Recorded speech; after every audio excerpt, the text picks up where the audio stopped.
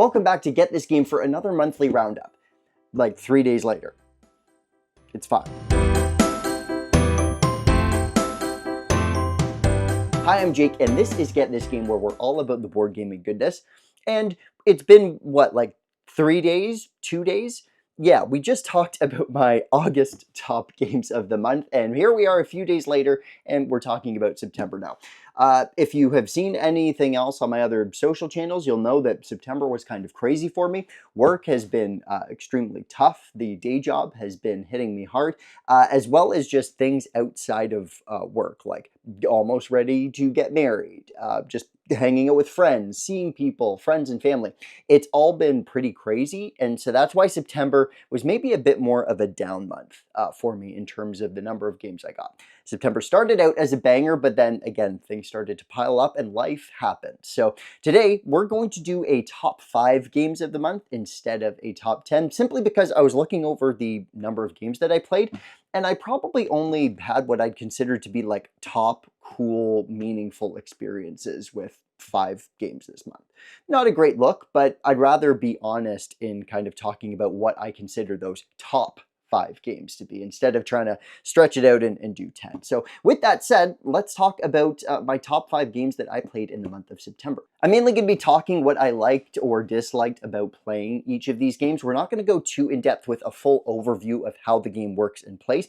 If you do want more of that, then you definitely want to head over to my TikTok channel at Get This Game, where I provide a much more kind of deep look at just how a game plays, kind of what makes it stand out. But this today is all about just my experience with these games and why they were meaningful to me. Number 5 is going to be Harvest, which is the latest game to come from Keymaster. It was designed by Trey Chambers with art by Tierra Connor. Here you are essentially playing out a little mini version of Farmville to a certain extent. If anyone remembers the Facebook game, you're going to be building up your little plot of land, filling it with different crops, ultimately trying to sell it off. There's a little bit of polyomino action here going on the space on your board, as well as worker placement, which is the main way you're going to be performing all the different actions. Liked this one. I expected maybe a little bit more when I saw the art for the game, and I just kind of associated and had good feelings with the anthropomorphic animals you play as and just how pretty it looked. I was expecting a really cool experience. And for me, this game just kind of was a little bit shorter than maybe I wanted to. It's 4 rounds total, and those rounds go quick. You have the same number of, I believe, wheelbarrows or, the workers that you're going to be placing out on the board, and those are finite. Those don't necessarily change over the course of the game. So I think that overall, the game just kind of was a little bit shorter than maybe what I wanted. By the time I finished my first playthrough, I was still kind of trying to register where I went wrong and what exactly happened.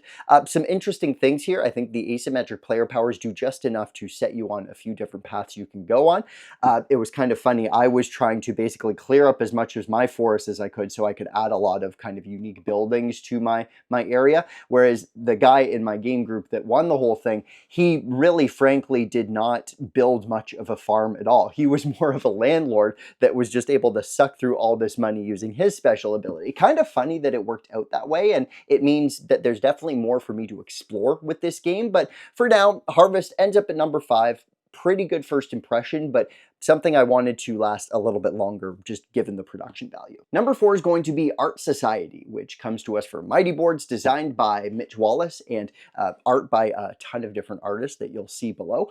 And the reason for that is this is a gorgeous game all about auctioning and trying to bid on different pieces of art that you will add to your collection on your wall. Another polyomino affair here, although it is pretty finite. It's not like you're getting a ton of different kind of shapes that you're going to be working through to score points on your wall. Everything is in a picture frame. Everything is square or rectangle. But the fun really comes in the different ways that you're going to be scoring this game. In my opinion, the bidding is definitely what kind of drew me into wanting to play this, and it's what is ultimately going to want me getting it back to the table. Everyone has a number of different bid paddles labeled from 1 to 20, and every single round is trying to see you parse out just when you want to place a really high bid and go for the gusto because there's one specific painting with a certain frame or a certain spot that it belongs that you really want, versus maybe even doing a little bit of bluffing and kind of throwing out a low number to kind of egg out a larger bid from somebody else. I think why this ends up on number 4 for me is simply that I played it with just 2 players, myself and my fiance.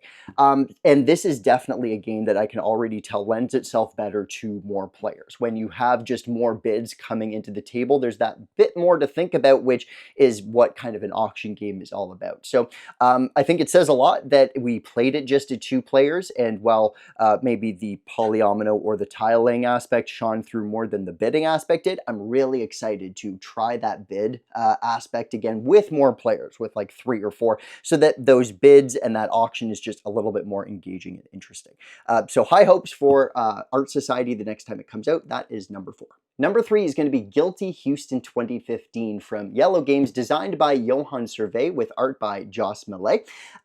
Also want to call out that Yellow and Flower River Group sent this to me for review, so just bear all that in mind. But this is awesome. This is the kind of newest system or newer system in the whole kind of escape room mystery solving style. I always kind of compare this to games like Chronicles of Crime, if you've played it before, or Sherlock Holmes Consulting Detective. You are working together to uncover different parts of a mystery. All of the clues and the information that you need to solve the crime is going to be laid out in front of you as you discover new parts of the story, but it is ultimately your job to discuss and think together and figure out who done it in the end. This, I think, early returns is probably my favorite implementation of a kind of mystery solving cooperative system in any board game at all. I think there are a few drawbacks with games like Chronicles of Crime. You do have to ultimately be okay with working with an app and working through the kind of scanning of different cards or evidence or suspects.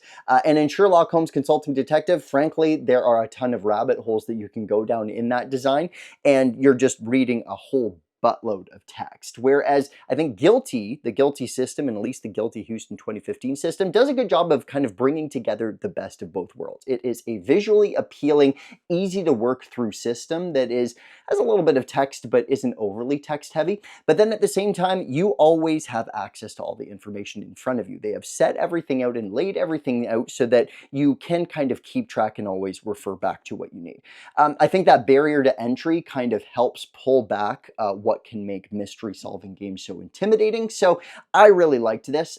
Guilty is one of a number of different combinations of other mystery games and things you can go down. In fact, let's see if I can grab this right here. Yellow also sent me another game in the series, Guilty Monaco 1955. So another new mystery to play. The one drawback to this system and this type of game is that once you play it through, you're kind of done with it and you've kind of seen everything that you need to see in that game. But the reason that I don't have the Houston copy here with me right now is because I gave it to somebody else to borrow, because frankly, I think they would like it too. And that's what's kind of nice about these games, is once you enjoy it, you can pass it around to someone else. So Guilty Houston 2015 and number 3, definitely worth checking out if you like that mystery solving kind of escape room style uncovering things board game. At number 2 is Undergrove. This is a newish title from AEG with design from Elizabeth Hargraves and Matt Wooten with art by Beth Sobel. I think I said the word Elizabeth Hargraves and many board gamers' ears would have immediately perked up. Yes, this is one of the latest designs from the designer of Wingspan, which I have somewhere around the room. And here, just like her kind of inspiration in the world of nature, we have more of the same here, in that this game is all about the kind of symbiotic relationship between mushrooms and other plant life. You see, the game is kind of broken up into building out a tableau and kind of array of mushroom tiles, which each represent a different mushroom with a different special ability. And each player has their own saplings and little plants that they're going to be planting in between the different tiles to ultimately grow up into a tree by taking advantage of the mushroom tiles around them. I really liked this. I thought it was a really cool experience that was a good mix of kind of approachable and thinky. This is not going to be a game I break out to someone who's never played board games before, but as a kind of like nice, light, hour to hour and a half affair at the full 4-player count, I mean, that's like a sweet spot, quite frankly. I think a lot of the little pieces here are really interesting and cool. Not only do you have to choose and make the decision of where your mushroom tile is going to go with everyone else also putting down mushroom tiles, you also have to make a really important decision of where your sapling is going to go so that it has the best chance of soaking up the nutrients that the mushrooms provide to become a tree. I thought it was really interesting just how you can kind of play off of the different mushroom tiles. And I also thought it was really interesting just how tight the game gets, because I mean, anytime you're choosing a mushroom tile to put out or choosing to put one of your saplings down, it is also just as lucrative potentially for the others around the table. So you have a little bit of a race and a kind of jockeying for position in terms of where your saplings are going to go and exactly how you're going to set up your mushrooms so that you're setting yourself up for success. Really impressed by Undergrove. Again, I don't think we're going to expect anything here in terms of a brain burning experience. Know that going into it. But again, so many of these things there are to like here. It's Elizabeth Argraves who always does a great job in kind of incorporating nature and science into her design, as well as just a really tight, beautiful looking package that you can play through in easily like an hour and a half. I say maybe at the max 2 hours at the full 4-player count, but I doubt you're ever going to have that. So number 2, Undergrove, a great option that was released earlier this year. And my number 1 game from the month of September, I feel kind of bad about this because I'm going to say this game and I'm never going to be able to kind of trust that you're going to find it out there because it is an older title. It's from 2008 and it is Battlestar Galactica, the board game. I'm going to reference my notes here because I want to make sure I get the titles right and everything. The publisher is Fantasy Flight Games. The designer is Corey Konechka, and the art is coming from Kevin Childress, Brian Schoenberg, and Will Springer. Now, this game is, of course, notorious if you have been in the board gaming space for a while as like the ultimate kind of hidden trader board game.